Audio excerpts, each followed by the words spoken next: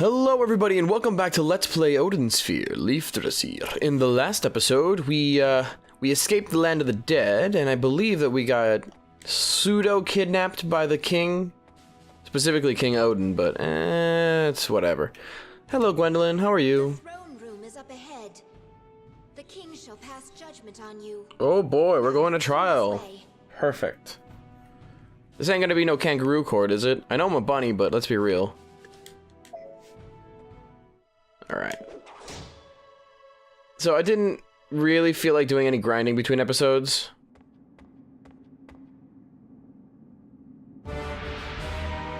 The Valkyrie are causing a commotion over something so ludicrous. Is this the sad Puka who calls upon the demon lord who is feared by all? Puka? I am the Prince of Titania, Cornelius. Ruler of the Northern Realm. I have no intention of causing any damage or harm to your country. I only request permission to travel across your land.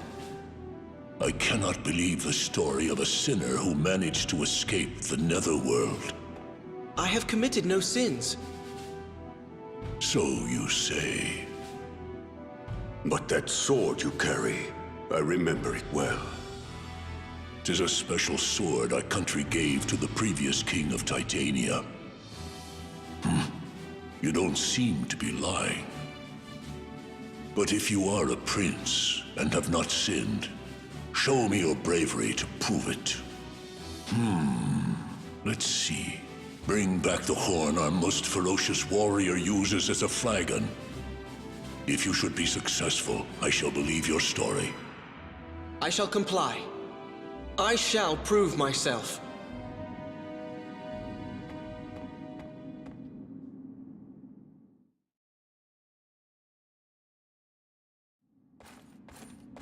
Let me return your sword.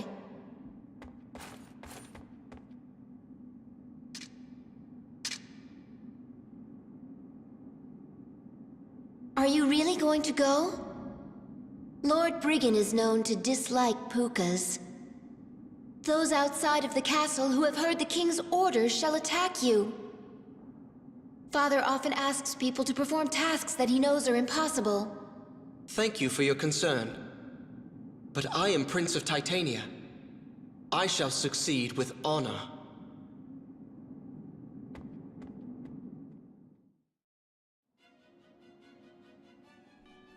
And with that, we are now in Nebulopolis. I can never really pronounce it ever, so forgive me. Now, as you can clearly see now, Cornelius does actually have his own unique starting points. Everything else is kind of different, and the stages aren't exactly laid out the same way as they were before for Gwendolyn, when she had to invade the capital to kind of save her father from Brigand. But we are still fighting Brigand. Let's see. Alright, I gotta collect more phosons. That's probably one thing I regret not doing between episodes, is getting more phosons, just because I know... Like, I don't know how to describe this other than I know that my abilities are more important than I'm letting on. Cornelius is kind of about just keeping them completely immobile and just wailing on them. Not only that, but maybe... I'm starting to regret in my heart that I didn't do enough leveling, but that's probably just me being overly cautious. Also, most of these areas are like the same level as I am, so it's just slightly frightening. But overall, I don't think it should be that big of a problem. The problem is, when it comes to... Wait a minute, can I? Oh, sweet, I can, okay. So I can do this... and get a Rosemile seed. Something I probably should have made mention of that I think I may have forgotten, and somebody mentioned it in a comment. Rosemile seeds, and not just the seeds, but the plants themselves that are always at rest areas. You can use them to kind of just plant any type of fruit or plant next to it, and you'll get basically what is essentially free phosons. But the only way to get them out of that one, out of the plant, that is to actually use the seeds. So, alright, battle stage. Sweet, now we're fighting these cool warrior dudes. I like these guys. Yeah, but now you see the problem where the problem starts to kind of rear its head with the with that kind of sideways move.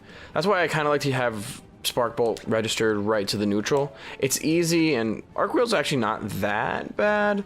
I think I might put that to my bottom as well. Let's do that. Let's check. All right. No, that's the upward strike. Okay, I need to make it higher. It's just weird. Like, Cornelius's combos and his abilities are completely different from Gwendolyn's. He's actually quite mobile in the air. Like, I said in one of the previous episodes that he was actually not that great in the air. Well, what I meant was that he doesn't actually do that much damage. Like, the problem is he just established more damage on the ground. And I think that's what they kind of wanted him to be, more of a ground-based character to kind of counter Gwendolyn's playstyle. But it never really amounted to that. It never felt that way for me. Like, I still ended up using him in the air because most bosses have like ground-based attacks that kind of really hurt, and often, words. More often than not, they're just easier to beat in the air, especially if you're juggling stuff. Like, this game just has like this amazing feeling whenever you juggle any enemy. Boom. Ah, dang it! I thought I could like stun. Well, I can, but. The cool part about Spark Bolt, which is something I wanted to show off, is that it actually goes through enemies and actually stuns them. So you can hit multiple enemies, unlike Gwendolyn, who, basically, if the ice shot wasn't already established to be going in a direction, like the ice shot would lock on to enemies and pretty much would only ever hit one enemy, even if they died, unless they disappeared before the ice balls hit, so to speak. Come here, Turney. I need you. Alright, so we don't have the key to this area yet. But there is a Phozon crystal down here. And here. See, these trees are technically called Rosemile flowers. Although we do get some Rosemile seeds as well. Which is like that. The Rosemile seeds automatically kind of bloom and give you Phozons as needed. But the ones that are already planted and established won't release their Phozons until you plant something. So you can plant like a Muggle seed next to them, and that's when they actually start to activate and do different things. And the excess usually just flows right into you. See? Just like that. Super simple. Was that not enough? No, that was good enough. So here, I'm gonna I'll probably eat a couple fruits just for the sake of it. Mostly because we have no space in our bag, and I feel like eating is pretty much the only way to kind of gain space at this point. I do need to sell some stuff, but I'm pretty sure there's gonna be a bag in this level, because, I mean, let's be real, there's a bag in every level. So, once we get a little bit of a bigger bag, we can actually start doing a couple more things. Level 9, not bad. I might sell some Muggle seeds, actually. Is this technically a rest stop? Well, I guess we don't have any ingredients, or we don't have access to Mary, or whatever her name is. Yeah, Mary's Touring Restaurant, right? Alright, it's time for Valkyries.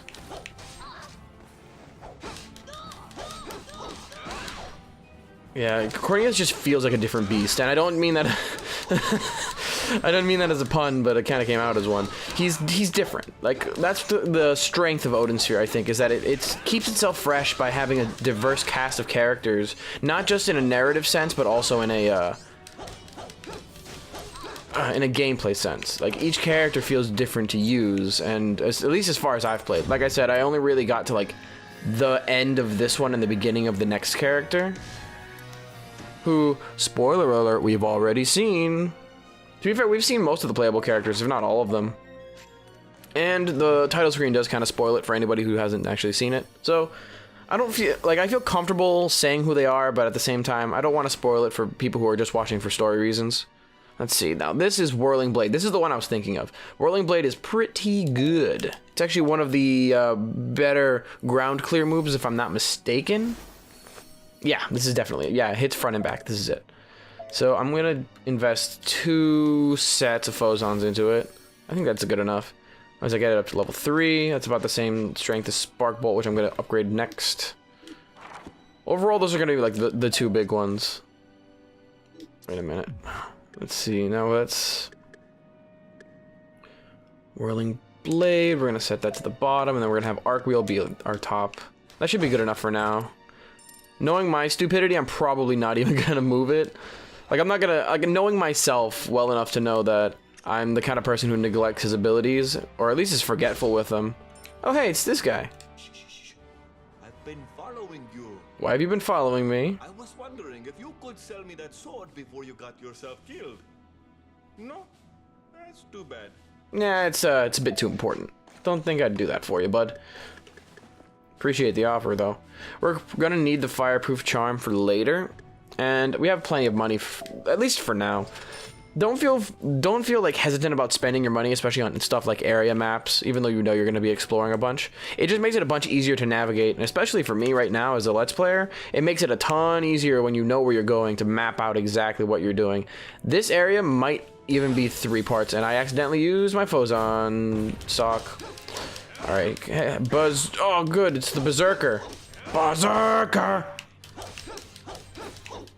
God, I just watched Clerks recently. That movie is freaking great. If Adam, if you're watching these, we need to watch Clerks again. That movie is fantastic. I believe this is him actually calling reinforcements. And look how, jeez, I do damage. But also I need more Phozons. Give me Phozons, please. Hey, boss, please. Give me the Phozons, boss. Like, literally, boss, give me the Phozons. Well, that's a field I can't go into for a little bit. Oh, man. Okay, that combo. So the Berserker's an interesting enemy, especially because of all of his, all of his potion use. He is a human type character, meaning he's going to be using a lot of potions, so you have to watch out for all of his different combinations. He calls in a ton of enemies, as we've already seen, and pretty much just throws his axe and does like bigger strength-based attacks. He's not as deadly, in my opinion, as the Unicorn Knights. The Unicorn Knights are kind of crazy. Like, they do like a full screen charging move, and they kind of suck. They just kind of overall suck. Here, I'm gonna eat this real quick. Maybe this will help. Oh wait, do I have to like eat? Yeah, I forget that it's a two attempt eat whatever. But we could also mix together some of these freaking potions, which I don't know why I haven't, considering most of them are useless. Here, so a fun thing I actually didn't make mention of, I don't think, is that if you mix together different potions as the ingredients for a base material, essentially it still powers it up. So what you can do is you can get rid of all these excess shines by just throwing them into a material, just in case you don't know what you're going to make yet. So it's a good way to just free up some space if you need it, and above all else, just kind of be careful with your inventory. You don't want to have those moments where you're screwed out of getting an item, or just the other things in general, just because you don't decide to, hey, I don't want to take the time to actually clear out my inventory.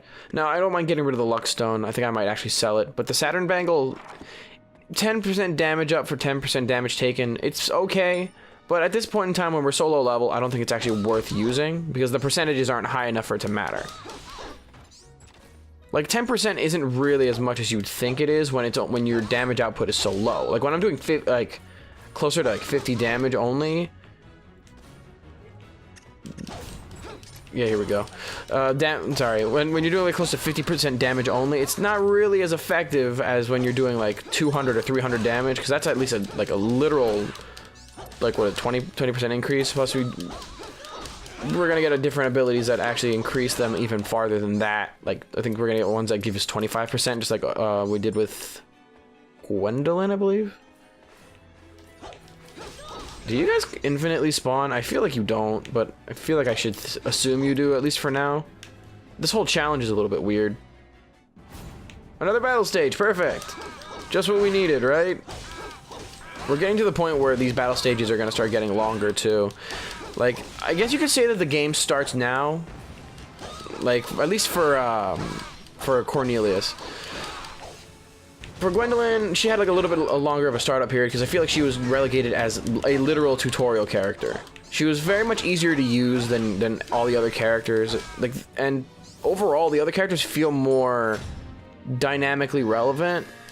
They're just easier to use as a whole.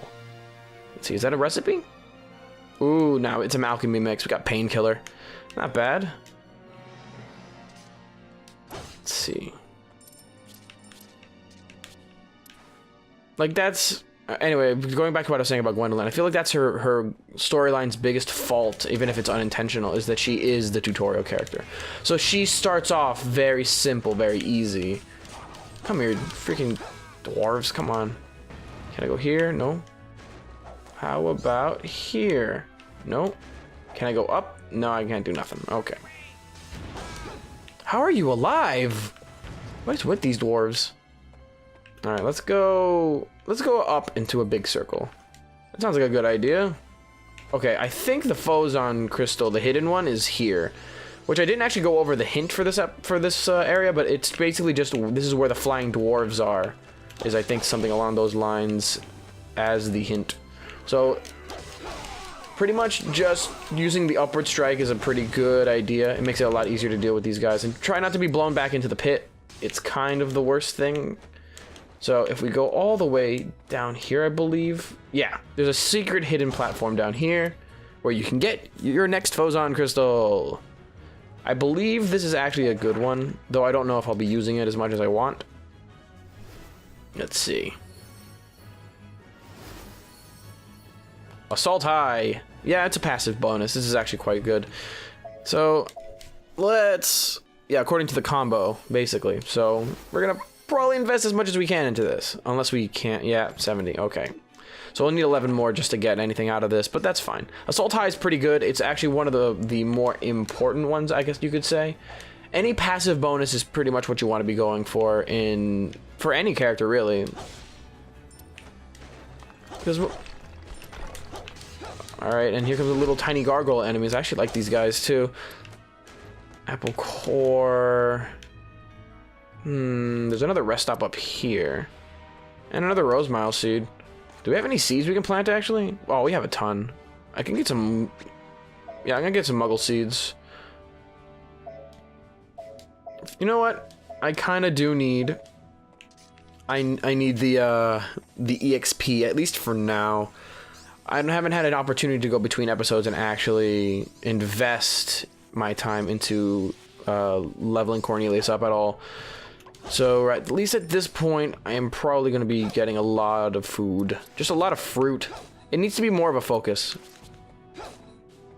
Later on in the game, though, it becomes a slightly less important focus, mostly because, well, as abundant as food will become, it stops giving you as much. And the Phozon themselves are better used for increasing your stats overall. Mostly because you're going to be spending money to get food anyway. So really, this whole mechanic of feeding a plant is really only for these earlier sections. Also, I forgot how long it takes to eat. But we will get all of our seeds back. The good part about these Muggle seeds are even after you've eaten the Muggle fruit, you gain them back. So it's an easy source of like quick EXP if you need it. Let's talk to these guys real quick. It pleases me to see that you are well.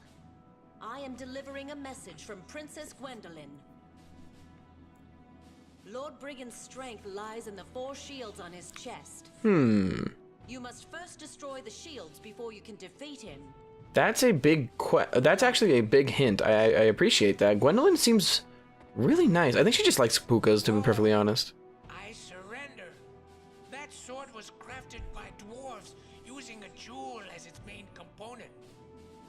That's interesting. It absorbs phozons. It grows stronger as it absorbs their mystical energy. So this is just another Phozon-based item. And that guy is a shop, but we don't really need to talk to him. It's okay.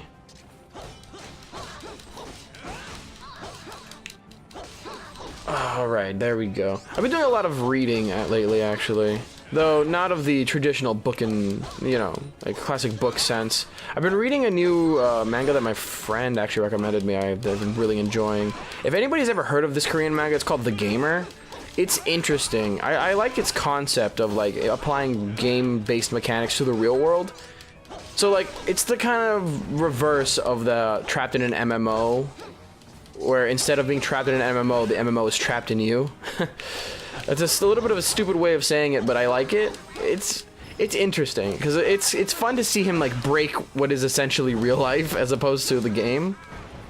Because I like that concept. I like the concept of like breaking a video game and finding the most efficient way of breaking something. Like, that's what I did with my favorite video game. I think that's why my favorite video game is what it is. Like, in case nobody, people who are new to the channel, my favorite game is actually Dark Cloud 2. And for those of you who haven't played that game is so ridiculous. It has, like, so much to do, so much to see, so much to do, so much to see. It's just one of those games where I can keep playing it for days and never really get tired of it because there's just so much diversity in its gameplay. And the problem is, as much of it is as it is my favorite game, it does still have its flaws. Like, how do I put this? The game itself has an issue with its main gameplay, although it is supplemented quite well with all the side content that it has. You know, we're gonna be going to I'm not sure if this is gonna be a boss area, but it's gonna be like a challenge area, so we gotta be a little bit careful. Oh crap, actually I should have ended the episode there, shouldn't I? Whatever. It's fine. This is basically what I'm gonna be doing for the next hour. It's like stunning these guys, immediately getting the Phozons back, and then just stunning them again. Boom. And I want you to get closer, and I want you to get stunned so you don't heal yourself. So he's done. You want to stop them. You want to stop them as soon as possible from doing any of their bigger moves, because if they actually get off any of their bigger moves, more often than not, they're going to end up just summoning a bunch of people that you have to deal with, or just knocking you to the ground and wombo comboing you, and that's just kind of how they go. I forgot that they actually have that big drop attack.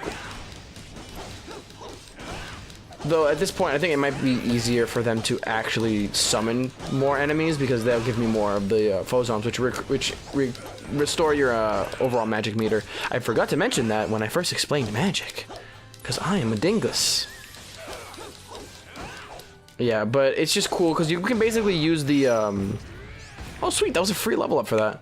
You can basically use Spark Bolt as a quick, like, stunning technique, and it also keeps enemies from using their bigger, stronger techniques by keeping them pinned to the ground. Anyway, I'm gonna end the episode soon because I let time go over way longer than I was expecting, and I didn't really intend for that. Miracle Fruit Seeds, a little bit smaller than usual. Let's just teleport back to can I please? Thank you, boss. Alright, let's just teleport back to this rest area and end off the episode. So, I hope you guys are having a great day, and I will see you guys in the next one. So, see you later, everybody.